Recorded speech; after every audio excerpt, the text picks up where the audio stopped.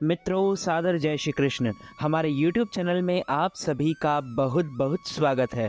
मैं हूं आपके साथ विशाल शास्त्री। भगवान श्री हरि विष्णु का पूजन करना, एकादशी का व्रत रखना, गीता जी का पाठ करना, तुलसी जी का पूजन एवं दर्शन करना, ब्राह्मणों की सेवा करना, दान करना, भोजन कराना, गौ माता की रक्षा व सेवा करना, यह 6 कार्य इस कठिन संसार सागर को पार कराने हेतु मुक्तिदायक बताए गए हैं।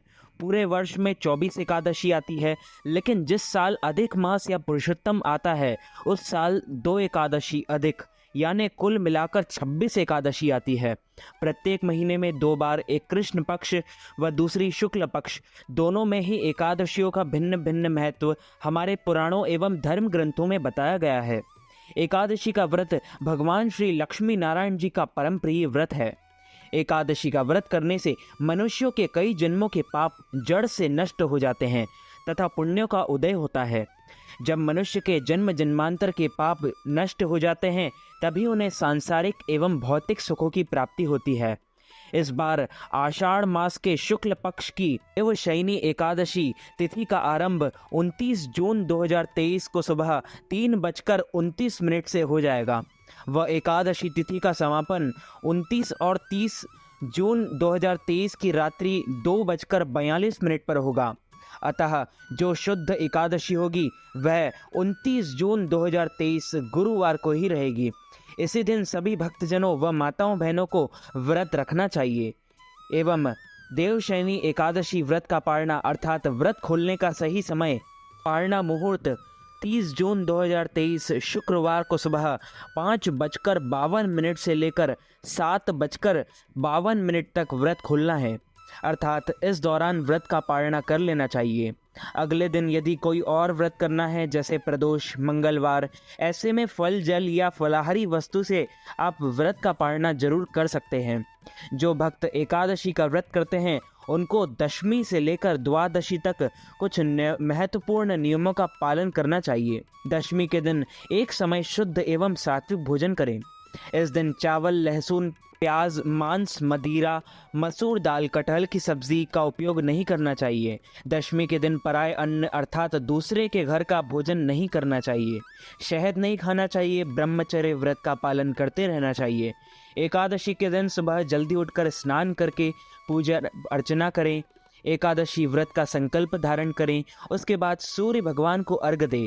माता पिता को प्रणाम करें। तुलसी जी का पूजन करें। गौ माता का पूजन करें। इसी दिन अन्न नहीं खाना चाहिए, केवल फलाहार करें। सर्वोत्तम फलाहार गाय का दूध व फल होते हैं।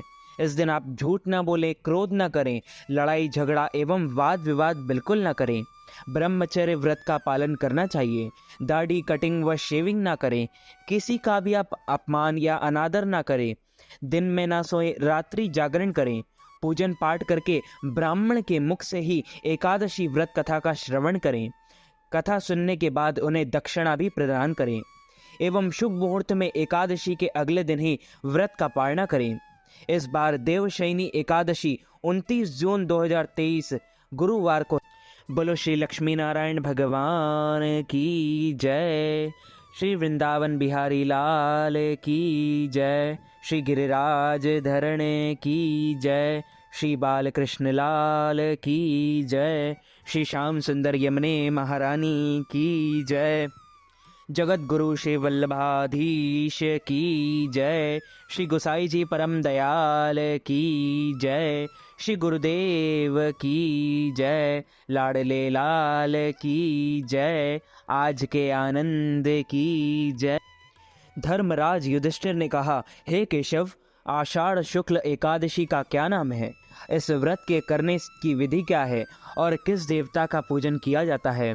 श्री कृष्ण कहने लगे कि हे युधिष्ठिर, जिस कथा को ब्रह्मा जी ने नारद जी से कहा था वही मैं तुमसे कहता हूँ।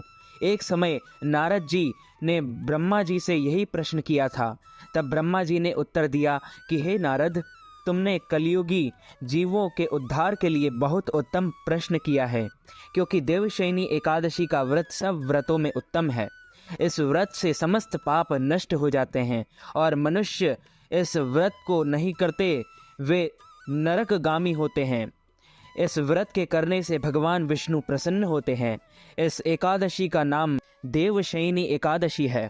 अब मैं तुमसे एक पौराणिक कथा कहता हूँ, तुम मन लगाकर सुनो।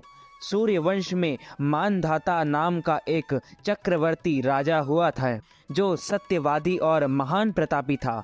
वह अपनी प्रजा का पुत्र की भांति पालन किया करता था। उसकी सारी प्रजा धन धान्य से भरपूर और सुखी थी। उसके राज्य में कभी अकाल नहीं पड़ता था।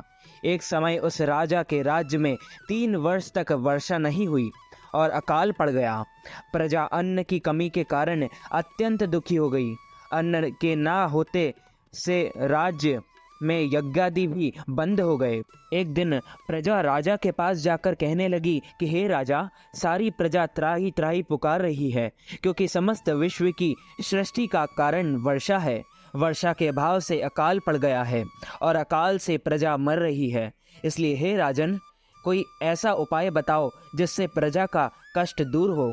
राजा मानधाता कहने लगे कि आप लोग ठीक कह रहे हो। वर्षा से ही अन्न उत्पन्न होता है और आप लोग वर्षा ना होने से अत्यंत दुखी हो गए हैं। मैं आप लोगों के दुखों का समझता हूँ। ऐसा कहकर राजा कुछ सेना साथ लेकर वन की तरफ चल दिया। वह अनेक ऋषियों के आश्रम में भ्रमण करता हुआ अंत में ब्रह्मा जी के पुत्र अंगिरा ऋषि के आश्रम में पहुंचा। वहां राजा ने घोड़े से उतरकर अंगिरा ऋषि को प्रणाम किया। मुनि ने राजा को आशीर्वाद देकर कुशल क्षेम के पश्चात उनसे आश्रम में आने का कारण पूछा। राजा ने हाथ जोड़कर विनीत भाव से कहा कि हे भगवान, सब प्रकार के धर्म पालन करने पर भी मेरे राज्य में अकाल पड़ गया है। इससे प्रजा अत्यंत दुखी है। राजा के पापों के प्रभाव से ही प्रजा को कष्ट होता है, ऐसा शास्त्रों में कहा है। जब मैं धर्मानुसार राज्य करता हूँ तो मेरे राज्य में अकाल कैसे पड़ गया, इसके कारण का पता मुझको अभी तक नहीं चल सका। अब मैं आपके पास इसी संदेह को निवृत्त कराने के लिए आया हूँ।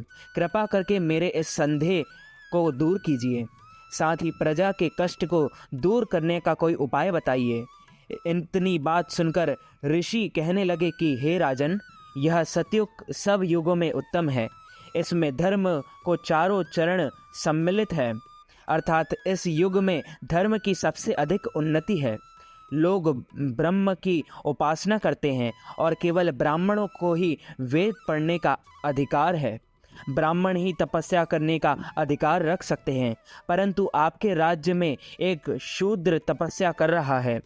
इसी दोष के कारण आपके राज्य में वर्षा नहीं हो रही है।